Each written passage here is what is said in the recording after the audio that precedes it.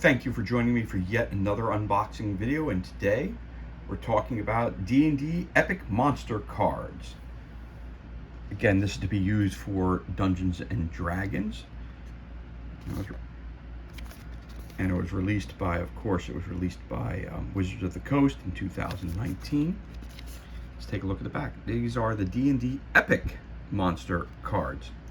Contains 77 oversized durable laminated cards featuring all the most dangerous monsters for your Dungeons and Dragons game. With game statistics on one side and evocative art on the other, they are the perfect tool to help dungeon masters manage and reference their menagerie during play. Of course, it's brought to you by Gale Force 9's, Wizards of the Coast, and licensed by Hasbro. So let's crack this bad boy open and see what's on the inside. Look at all that goodness there, ladies and gentlemen.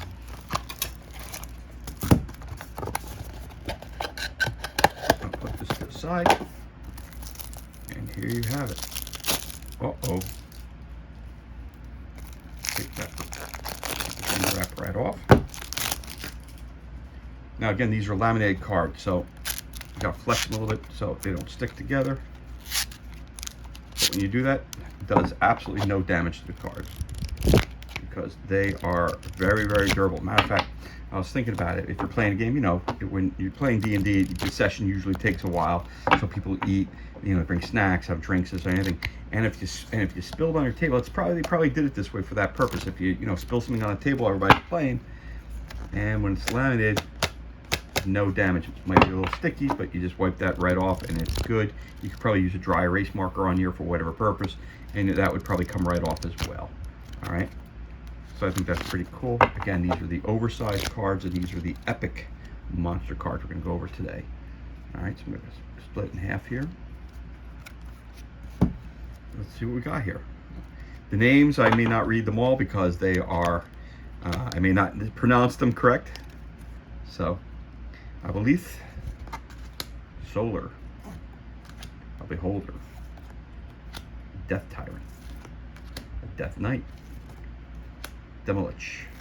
Gotta say, colors, vibrant, awesome artwork, everything that you come to love and enjoy about Dungeons and Dragons. The fact that it's so creative, the artwork, beautiful artwork. Balor, Pit Fiend, Ancient Black Dragon, Adult Black Dragon, Ancient Blue Dragon, Adult Blue Dragon, Ancient Green, Adult Green, Ancient Red, Adult Red, Ancient White, Adult White, Ancient Brass, Adult, Ancient Bronze, Adult, Ancient Copper, Adult Copper, Ancient Gold, Adult Gold, Ancient Silver, Adult Silver, a Dragon Turtle, Empyrine. There's some of your cards right there. I'm just going to flip this guy over real quick. So let's take a look at this. So it gives you a bunch of information. It's a challenge level 23, so it's worth 50,000 experience points. You take this guy down, all right? More information about this character on page 130 in the Monster Manual. Look at this thing. It's an Empyrine, huge celestial titan, chaotic good 75% or neutral evil 25% of the time. Armor class is 22. It's a bad mama jama. Hit points 313, 19d12 plus 190. Speed, strength, dexterity, constitution, intelligence, wisdom, and charisma. So plus 10, plus 5, plus 10, plus 5, plus 6, plus 8. Saving throws, skills, damage, immunities, senses, languages, innate spell casting, legendary resistance 3 times a day, magic resistance, magic weapons. Again, actions, you could maul. 6d6 plus 10 bludgeoning damage. If the target is a creature, it must succeed on a d15 constitution saving throw or be stunned until the end of the Empyrean's next turn. Bolt plus 15 range.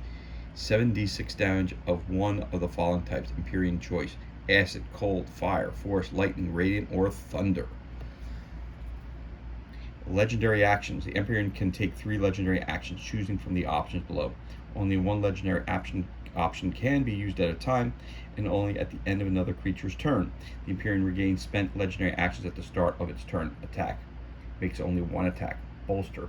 Empyrean bolsters all non-hostile creatures within 120 feet of it until the end of its next turn. Bolstered creatures can't be charmed or frightened, and they gain advantage on ability checks and saving throws until the end of the Empyrean's next turn.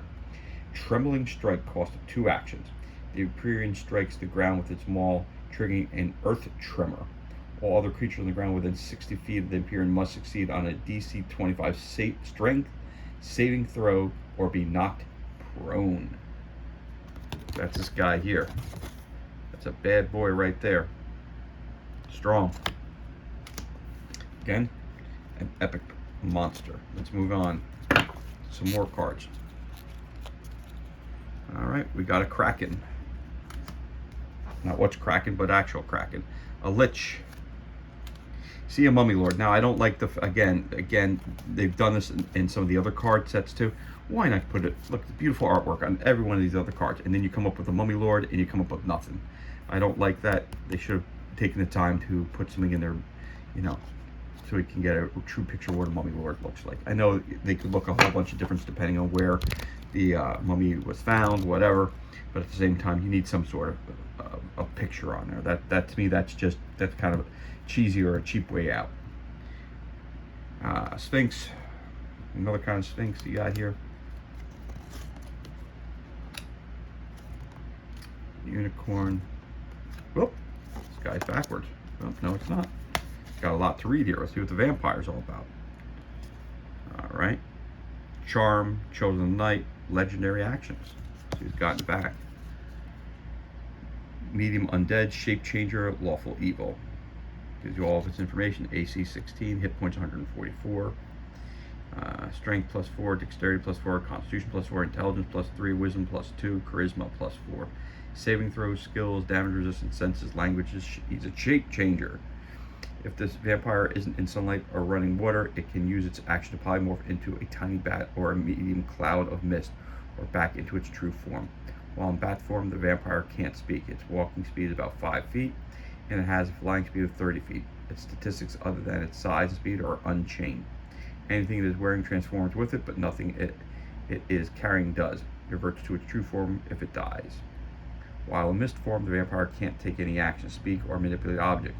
It's weightless, has a flying speed of 20 feet, can hover, and can enter a hostile creature space and stop there. In addition, if air can pass through a space, the mist can do so without squeezing, and it can't pass through water. It has advantage on strength, dexterity, and constitution saving throws, and it is immune to all non-magical damage except the damage it takes from sunlight. Wow.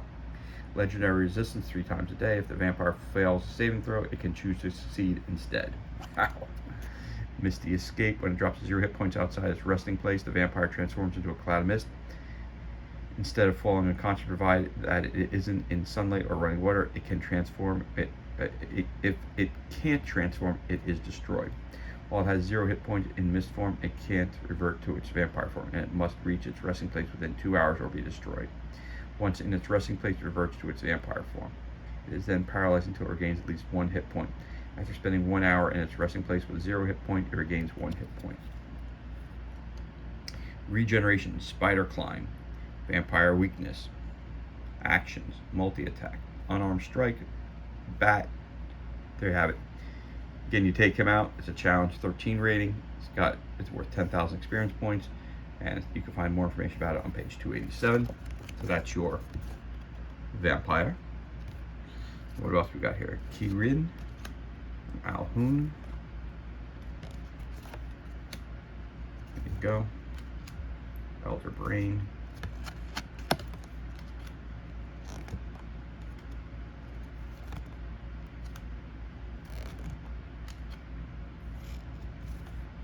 There's size comparison. This big guy compared to this guy. He should be running the other direction, not hanging out there with this thing. Astral Dreadnought. Again, it's cheap. Get a picture up on there. Sibriex. Bap Homet. Demigorgon. got a couple more cards here. Here we go. Fraz Herb Lou. Razit. Jubilex. Orcus.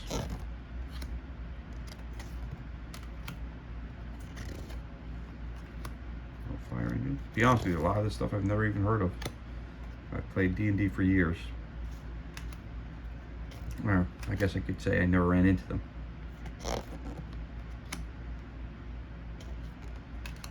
Moloch.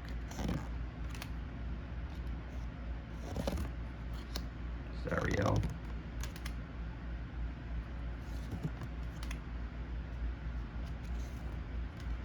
Again, get me some artwork on these cards. Ooh, Leviathan. Phoenix. Tempest. Zaratan. Marut. Adult Oblex. And Elder Oblex. Skull Lord. And Oni Oloth. Probably pronounced that wrong, but there you go. Let's take a look at this one again. It's a medium fiend, Ugoloth, and naturally evil. Armor class is 17, hit points 126, speed 40, strength +4, dexterity +4, constitution +4, intelligence +3, wisdom +3, and charisma +4.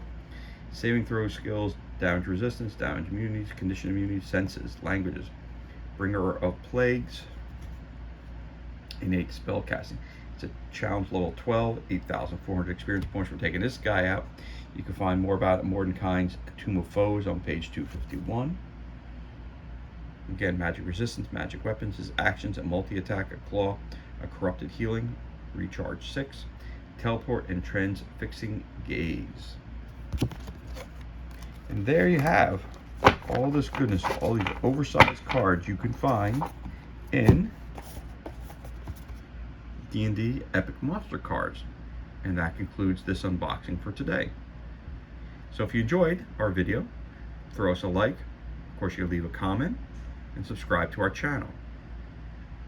Once again, thank you for joining us on this unboxing. Be safe, be well, enjoy the remainder of your day. We'll catch you on the next unboxing video.